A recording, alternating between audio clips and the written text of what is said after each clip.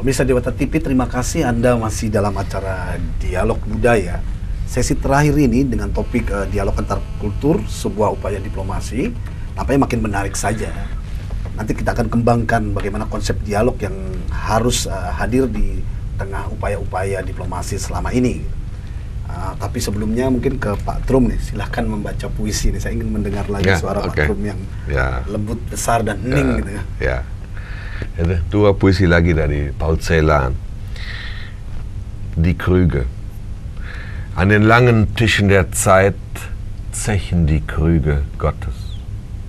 Sie trinken die Augen der Sehenden leer und die Augen der Blinden, die Herzen der waltenden Schatten, die hohle Wange des Abends. Sie sind die gewaltigsten Zecher. Sie führen das Leere zum Mund wie das Volle und schäumen nicht über wie du oder ich. Gucci. Pada meja panjang sang waktu, Gucci Tuhan sedang minum-minum. Mereguk tandas, mata sinyalang dan si buta. Jantung bayang pengelola, juga pipi cekung sang malam. Mereka peminum terdahsyat. Mereka hidup sang kosong juga ya sang penuh. Tanpa luberan seperti aku dan kau. Wah, luar biasa. Singkat, sugestif, dan imajinatif. Ya. Wah, luar biasa. Yang hebat Paul Celan. Ya. Tapi membacakannya juga harus hebat juga. Ya. Selain gitu.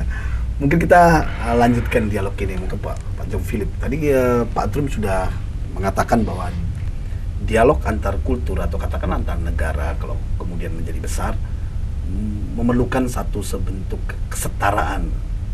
Mungkin Pak John Philip bisa menceritakan bagaimana dalam hubungan pribadi Pak John Philip dalam keseharian dengan masyarakat Bali untuk menghadirkan sebuah dialog yang harmonis gitu.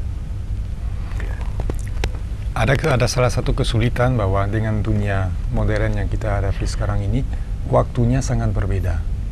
Jadi konsep waktu antara orang-orang yang ada di sekitar saya dengan konsep waktu yang saya miliki itu jauh berbeda. Dengan dunia internet dan dunia komunikasi yang sangat cepat, kita sulit menemukan nilai-nilai yang kita sebenarnya cari. Karena selalu dikejar waktu, komunikasi, jawaban yang harus dilakukan sekarang juga. Jadi untuk mendapatkan nilai-nilai di dunia seni rupa itu memerlukan waktu. Nah, waktu ini sulit kita dapat. Di dunia Eropa pun itu sangat sulit. Jadi boleh dikatakan kita masuk dalam desa yang sudah mendunia, tetapi untuk mendapatkan nilai-nilai yang kita cari sebagai seniman justru mengganggu hal seperti itu. Karena kita perlu waktu untuk mundur diri, untuk tidak berkomunikasi sementara, untuk menciptakan sesuatu, dan itu kita selalu dicari-cari oleh alat-alat komunikasi seperti kita kenal sekarang. Artinya teknologi, itu suatu gangguan. Teknologi canggih itu di satu sisi mungkin secara praktis memudahkan, tapi di sisi lain itu mengganggu penciptaan karena terbatasnya ruang kontemplasi itu mungkin. Karena nilai yang kita coba carikan itu tidak ada di dunia itu. Ya, bukan di dunia yang serba cepat dan serba bisa diuangkan, itu tidak ada di situ. Kita di dunia yang lain. Ya, setelah kita ciptakan sesuatu dengan sendiri dan mundur dari dunia itu, kita bisa berkomunikasi setelah itu. Tadi Pak Trum katakan bahwa dia bisa melihat lukisan lewat internet itu. Aku pun bisa lihat lukisan lewat internet, tapi itu bukan lukisan.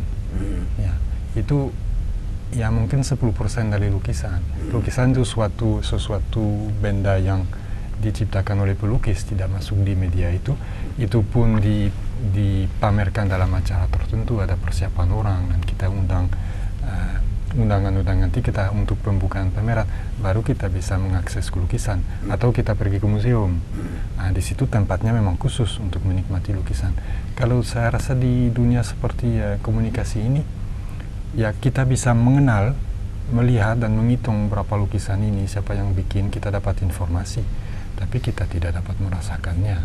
Artinya ada problem bahwa di tengah era kecanggihan teknologi yang luar biasa itu hidup kita makin mekanis gitu.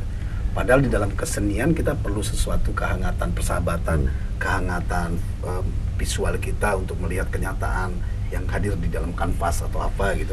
Mungkin Pak Trum bisa bercerita soal ini, termasuk upaya dialog apa yang dikembangkan dengan situasi seperti ini gitu. Ya, pertama saya sangat setuju dengan yang dikatakan Pak Jean-Philippe tadi.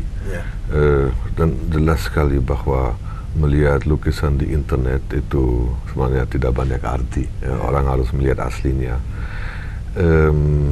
Tawaran internet itu sebenarnya sesuatu yang cukup membahayakan budaya. Terutama saya melihat berbagai gejala pada generasi muda. Mereka sudah tidak banyak membaca. Mereka membaca SMS barangkali ya, tapi mereka tidak mau membaca buku yang tebal.